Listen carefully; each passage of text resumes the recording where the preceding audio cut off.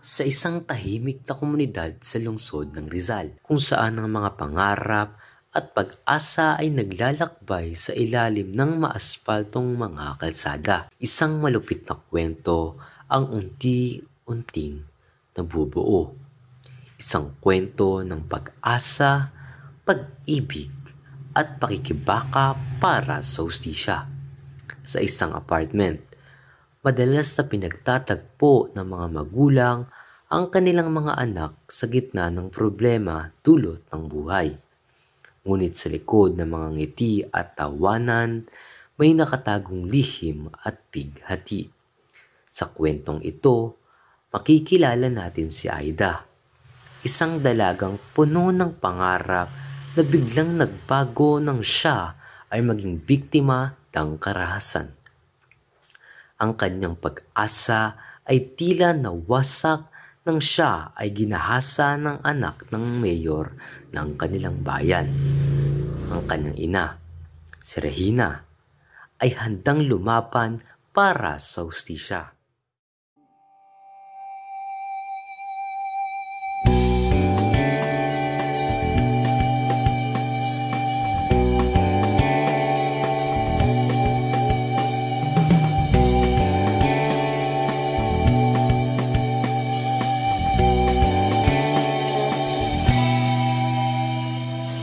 Totoy, bilisan mo ang takbo.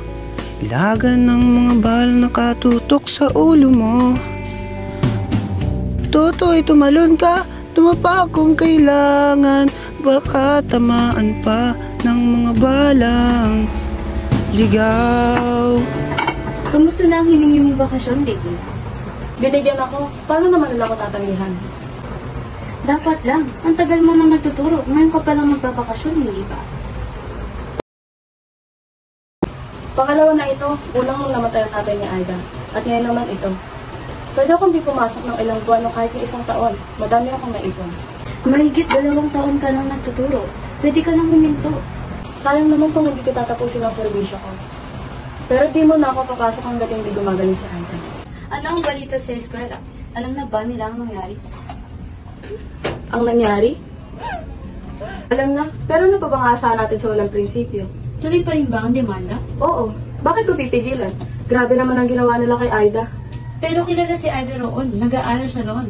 Ang problema daw natin, mayroong kalaban natin. Subukan mo kung mayor siya. Siyempre na ba ang anak niya? Wala nang mangyayari. Malakas ang kalaban natin. Baka mas lalo yung kayo mag-ifrit. Buti na lang, matapang yung principal assistant namin. Sabi niya sa akin, ituloy mo yung Miss Calderon. Turuan mo sila ng leksyon. Yun ang sinabi niya sa akin. Ituloy mo, Regina. Sobra na ang anak ng mayor na yan. Dapat bitay na ang parusa dyan. Sa linggo nga pala, darating ang doktor. Malalaman natin kung dadalhin pa si Aida sa hospital. Tony! Tony! Yung gamot! Tony, yung gamot niya, naibigay mo na ba? Bumili ka ng gamot, nasa aparador yung pera. Opo, inay. Totoy, makinig ka. Ilang beses ko Huwag nung kang mapapansin, hindi na magpagabi. lumalabas si Tony sa gabi. Hindi Baka mo ba pagkamalan ka't nakahundusay dyan sa tabi. Ganun talaga siya. Totoy, Ito pa nga alam mo ba sinasabi ko ba? kung ano punutulo nang di mo tapos Baka nasa paguluhang Ewan ito. ko, tanongin mo si Ben. Sila magkasama sa kwarto. Pero nag-aalala ako. Baka may mangyari. Mrs. Calderon? Mrs. Calderon? Tayo ba ang pinuntahan? Tignan mo nga, Ben. Opo. Sino po sila? Andiyan po ba si Mrs. Calderon? Si Mayor Regina. May kasama siya. Ano kayang kailangan nila? Baka may kailangan siya sa'yo. Gusto na po makausap ng alkalde si Mrs. Regina. Gusto raw po kayo makausapin, ay. Bakit daw? Ewan ko po. Papasukin mo sila.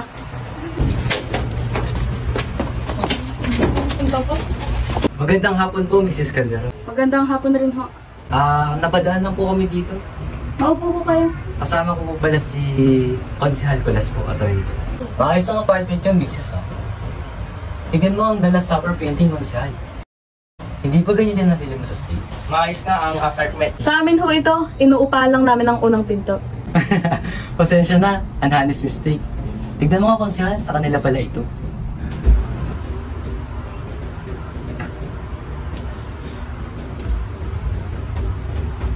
Anak din niyo, Mrs.? Oho, siya ang panganay. Marunong ang dating ha. Scholarly type. Ika nga, do ang kinukuha. AB ho, sa UP. Upi? Aba, taga-UP din si Conselo. Pareho sila ng anak mo. Ako, Mrs., nakapagtapos lang naman sa Francisco Law College. Kasi sinasabing, walang kwentang eskwelahan daw. Ang punto ko lamang ay, hindi natuloy ang plano kong makapag-aral sa UP. Matalino pala ang mga anak ko, Mrs. May extra kayo, Mrs. Oho, Saan ho kayo nagtuturo? sa Torres High School ho, sa Maynila. Paano dito kayo nakatira? Narito ang aming apartment. May sariling bahay ho kami sa gagalingan. Pero pinapaupahan lang ho namin yan. Grocery ang silong. Mga pamilyar ang surname mo. Saan ho kayo galing? Lehitimong taga Maynila ho ako. Pero yung asawa ko ho, taga Nueva Ecija. Bueno, medyo ginabay na kami, Mrs. Galing po kasi kami sa squatter sa highway. Alam mo na, election na sa Nobyembre, may mga humihingi ng tulong, may mga umiiyak. Ano ba magagawa ko? Marami rin butante doon, Mayor. Hindi naman sa ganun, Mrs.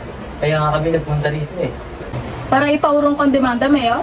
Hindi naman sa ganun, Hindi Mrs. pula't Para dilaw, makapag-usap tunay tayo. na magkalapan. Si Judge Joaquin ang Ang nagsabi kulay na at mag-usap tatak kayo. ay di siyang Siya rin nagsabi sa dahilan. iyong mga kaibigan, diba? Hanggat marami ang Galing lubog na rin sa tumingin ng salita, kahirapan Sis, at ang napalit hustisya ako para ay humingi ng tawad. para lang Alam sa mo, mabigat ang ginawa ng aking anak. mayaman. Sa tingin ba ninyo, sapat ang paghingi ng tawad? Sila, Kung ganon, sila bakit hindi natin nasa ipauwi sa tuktok, husgado? hindi Kawawa rin ang anak matatapos ninyo. itong gulo. Para patunayan, kung ginaasa siya o hindi. May anak ba kayong babae, Mayor? Meron, 3. Paano kung ginaasa sila ng anak ko? Anong gagawin nyo? Natural. Mararamdaman ko ang nararamdaman ninyo ngayon, Mrs. Hindi ko tinatanong kung ano mararamdaman nyo, Mayor. Magdedemanda ba kayo? Kung kayo nasa katayuan ko? Iintindihan ko nararamdaman yung Mrs. Ngunit, paano ang anak niyo? Kung itutuloy niyo ang demanda, i-examine siya. Hindi mawawala yan. Exactly, tama siya. Kung hindi kayo kumbinsido, bakit kayo nandito? Pero, huwag na nga umabot doon, Mrs. Legalismo nyo mga abogado! Wala na tayong magagawa, ganyan na talaga.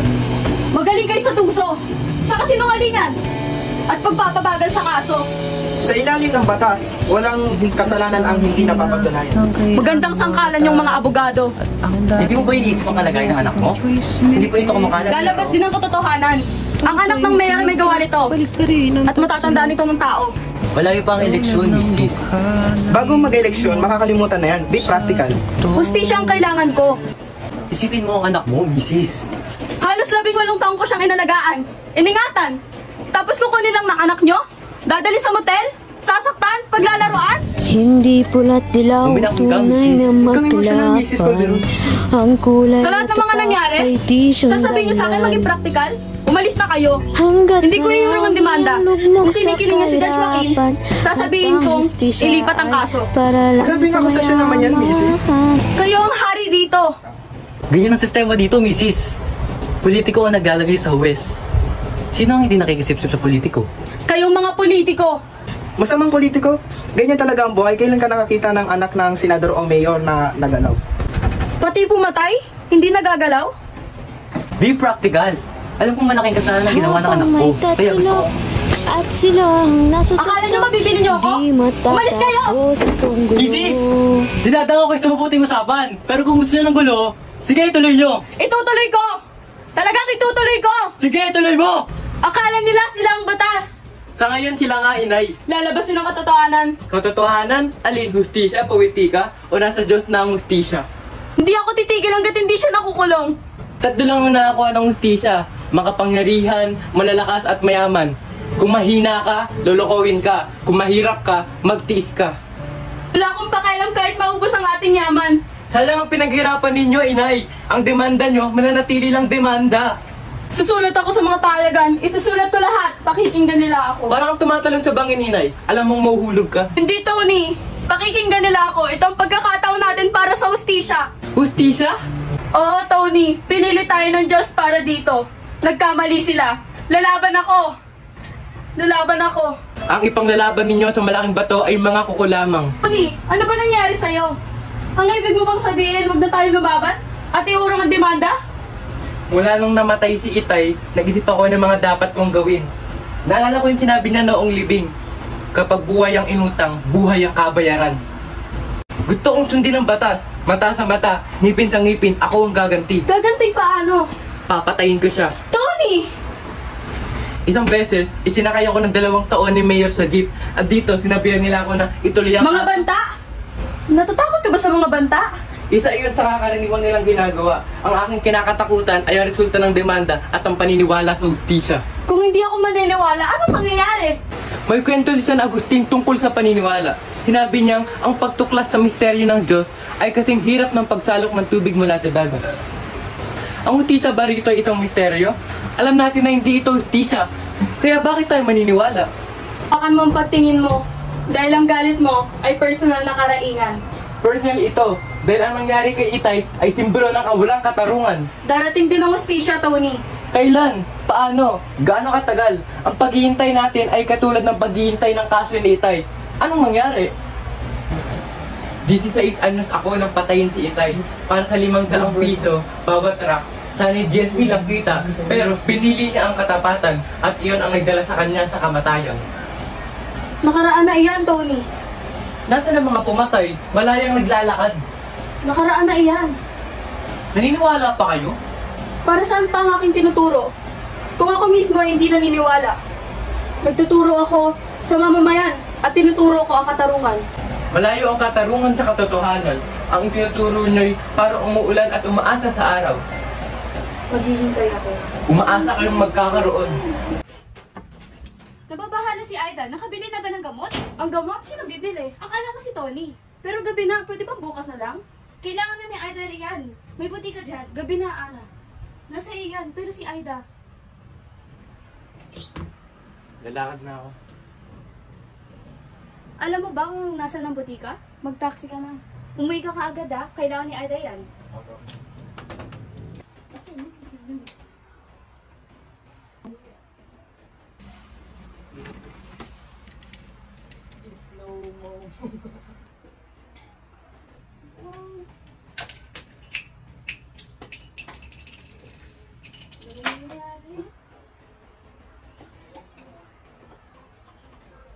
Kinakabahan ako, Ana. Sa pagdating ni Mayor, mabuti nga at sinampal mo siya. Hindi. Kay Tony ako nag-aalala. Ibang-iba na siya. Umalis na si Kuya? Bakit? May dala siyang baril. Baril? Nakita ko siya kanina dyan kumukuha ng baril sa ilalim ng pungganan. Saan ang galing ang baril niya? Di ko alam. Diyos ko! Ano nangyayari sa atin? Anong gagawin niya? Sundan mo, Ben! Sundan mo, Ana!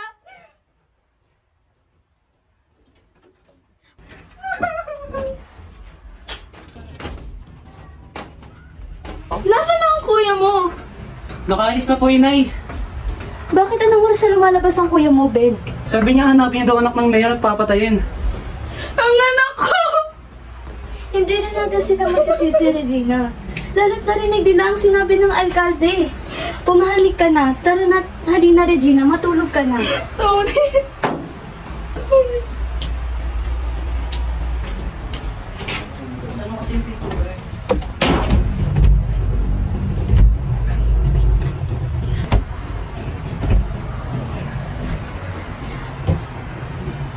Sino yan?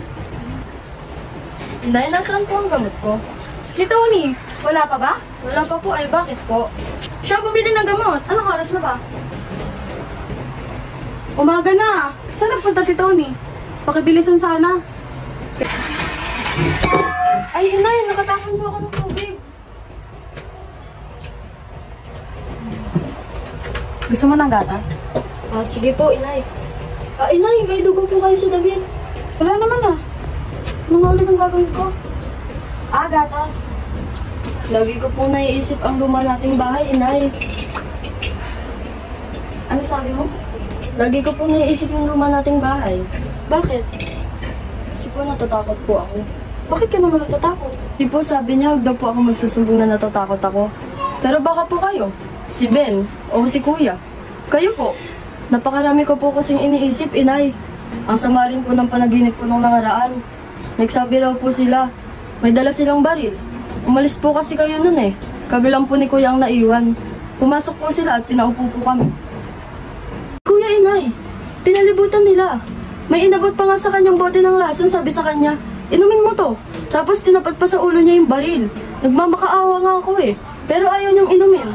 Tapos galit na galit pa sila. Kapag naiisip ko mag-aasawa na ako, gusto ko ng katulad ni Kuya. Yung mabait, maalaga. Di ba inay, nung nawala si Itay, siya na yung tumayong tatay ko? Oo. Siya nga. Nasaan na kaya si Tommy? Nakikwento po ba si Kuya? Tungkol sa nangyari? Wala siya sinasabi. Alam mo, Nay, kapag pumapasok siya sa kwarto ko, lagi ko siyang nahuhuling makatingin sa akin. Tingnan ni Tia Ana, pangit daw kapag nakakunot lagi yung noo. Pero bagay naman kay Kuya. Sige na, matulog ka na. Sige.